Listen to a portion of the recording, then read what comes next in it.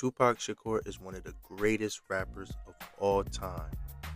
He was a legend before his time, and he passed away at the age of 25. Even though he passed away, his legacy and his name continued to live on for 27 years. Yeah, you heard me, 27 years.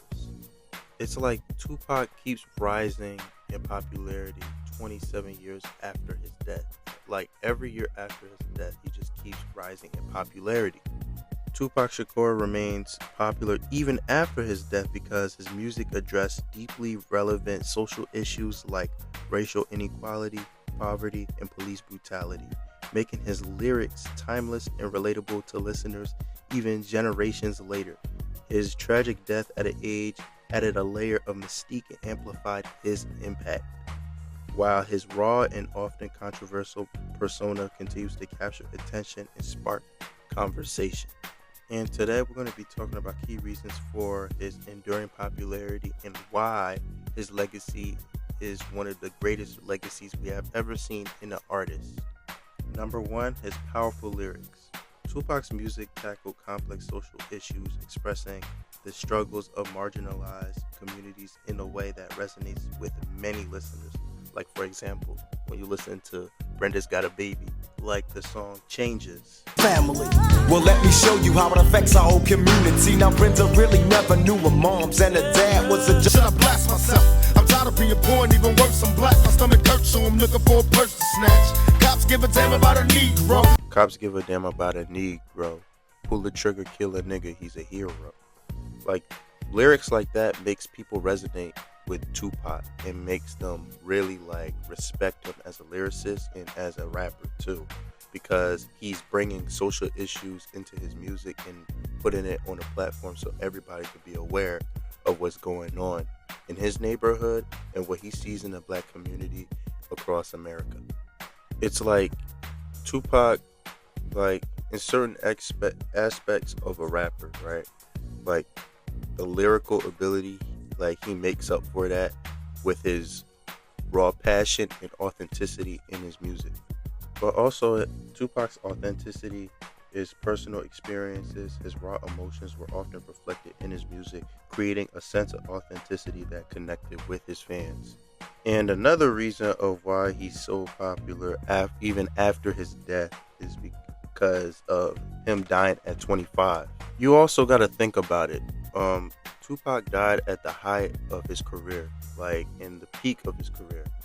He went double platinum with Me Against the World in 1995. Then the year after, released hip-hop's first double album, All Eyes on Me, that sold 5 million within of 1996.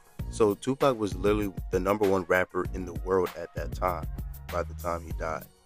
Even after his death, 2 months later, he released the Machiavelli album, The 7 Day Theory, which was a commercial success, peaking at number one, and later sold 4 million copies.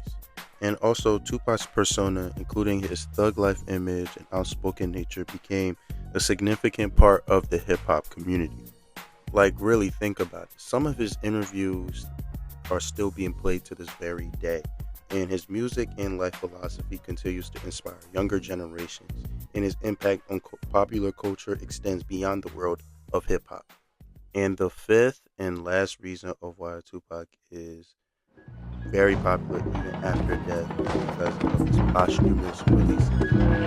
In Tupac's lifetime, before he died, he had over 713 songs recorded, and he sold 75 million records. And also, he was an actor. He starred in 7 films in his lifetime. And Tupac had 7 posthumous albums ready to go when he died. And he still got some more music left behind to be released. He literally changed the work ethic as a rapper. Rappers weren't really there was no rapper as hardworking as he was when he was alive and making music. He forever revolutionized popular culture for both black and white young people. And he has accomplished a lot, all in 25 years of his lifetime. In my personal opinion, Tupac is one of my favorite rappers of all time, and he was before before I got into rap and hip hop, he was the first rapper that I was introduced to listen to everything hip hop. I remember when I was a little kid and I was just like, my dad would just play his music constantly in the car. And then me just finding out who he was and researching him. And then I found out, like, the first song I ever listened to him was Me Against the World. And then I just kept playing it. And then one day I decided to research who made the song. And then I found out he died. I was like, yo, that was crazy. I was sad myself finding out that he died. Because I knew, like, he was very talented and his music was amazing. Like, he really grasped my attention and grasped my ear. But in 2024, Tupac remains one of the most respected rappers of all time and the most influential.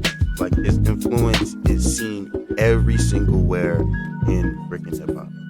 That's how impactful he is to rap. Seriously, his impact is felt everywhere till this very day.